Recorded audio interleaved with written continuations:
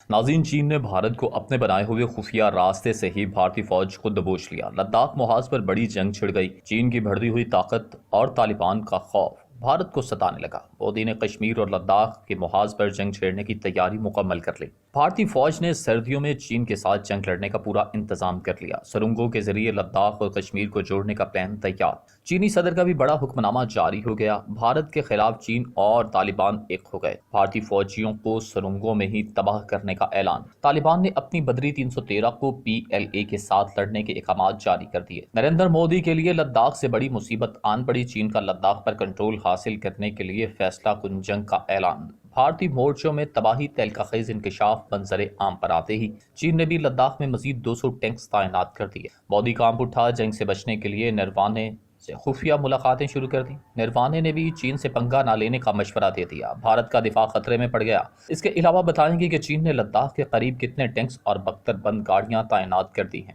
दोस्तों, चीन की बढ़ती हुई ताकत और तालिबान का खौफ भारत को सताने लगा है। मोदी ने कश्मीर और लद्दाख पर जंग छेड़ने की तैयारी मुकम्मल कर ली। भारतीय फौज ने सर्दियों में चीन के साथ जंग लड़ने का पूरा इंतजाम कर लिया। सुरंगों के जरिए लद्दाख और कश्मीर को जोड़ने का प्लान बना लिया।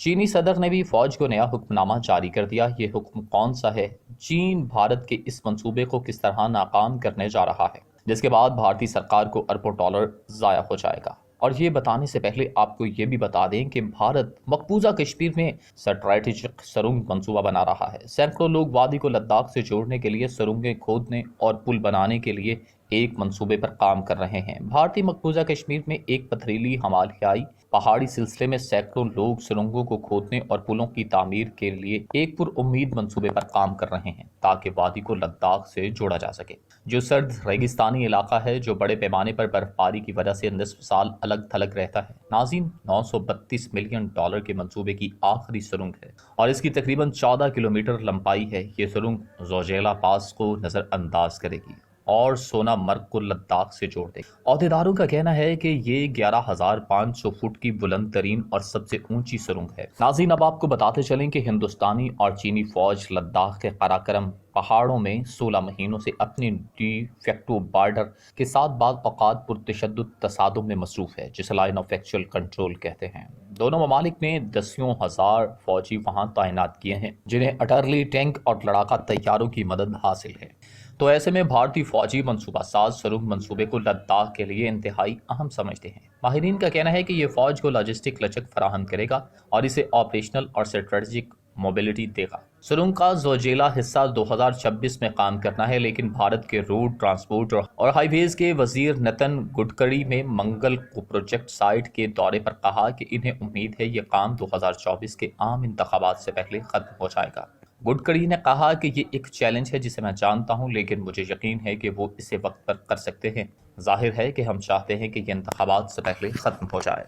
दोस्तों, भारतीय वजीर ने कहा कि यह मंसूबा मुकम्मल होने पर जोजेला सुरंग साल भर श्रीनगर और लद्दाख के दरमियान सफ़र की इजाज़त देगी।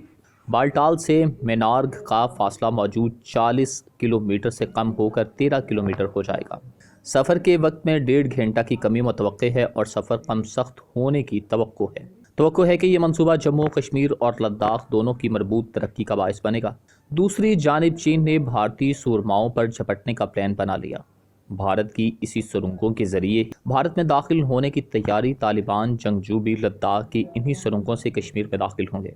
चीनी 100 टैंक्स और गाड़ियां वापस लद्दाख पहुंच गईं। चीन ने भारत पर दुनिया के सबसे खतरनाक हथियार को इस्तेमाल करने का तहैया कर लिया, क्योंकि मशरकी लद्दाख में चीन ने भारतीय इलाके में खैमे नस्ब कर लिए हैं। भारतीय हुक्काम के मुताबिक डैम चौक नामी इलाके में मुख्तलिफ मकामात पर टेंट नस्ब किए गए। इस इलाके में कशीदगी ख़त्म करने के लिए फरीकैन में कई माह से बातचीत शुरू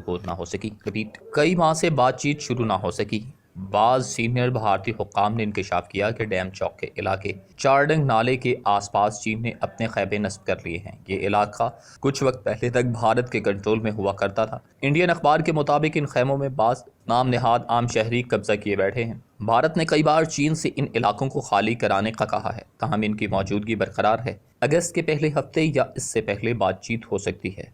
आखिरी बार दोनों के दरमियान ये बातचीत रवां बरस अप्रैल के महीने में हुई थी।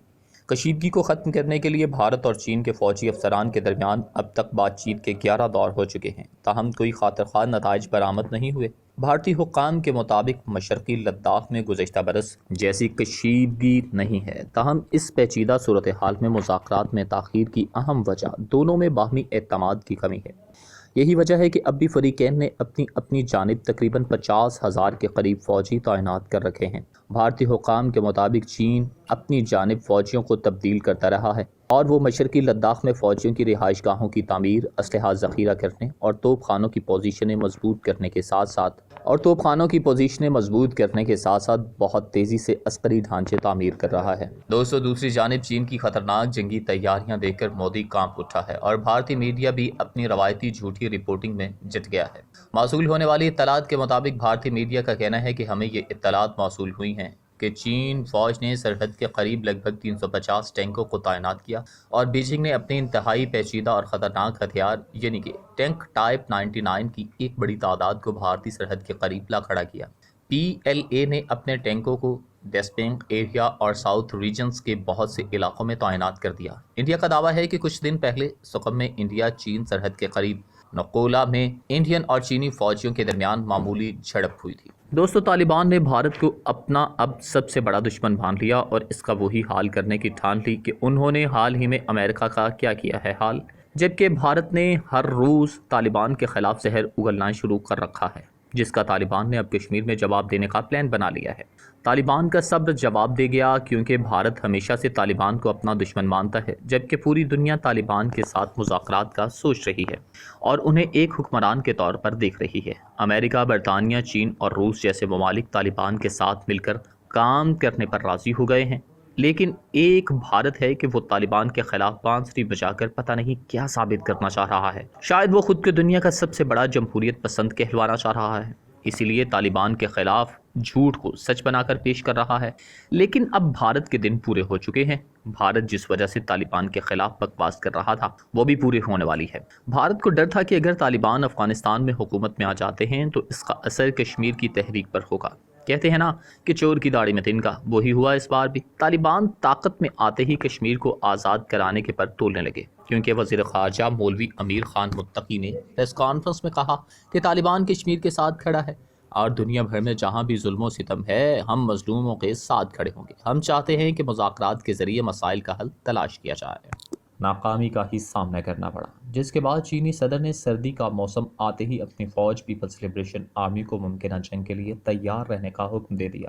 حال ہی میں بھارتی اخبار نے انکشاف کیا کہ مرکزی حکومت کو ملنے والی انٹیلیجنس معلومات کے مطابق لائن آف ایکچوئل کنٹرول کے ساتھ لداخ کا تقریباً 1000 مربع کلومیٹر کا علاقہ ہے اس وقت چین کے زیر کنٹرول ہے، جو کہ دوسری طرف چین نے انتباہی انداز میں کہا کہ اگر بھارت مقابلہ کرنا چاہتا ہے تو اس کو ماضی کے برعکس زیادہ فوجی نقصان اٹھانا پڑے گا۔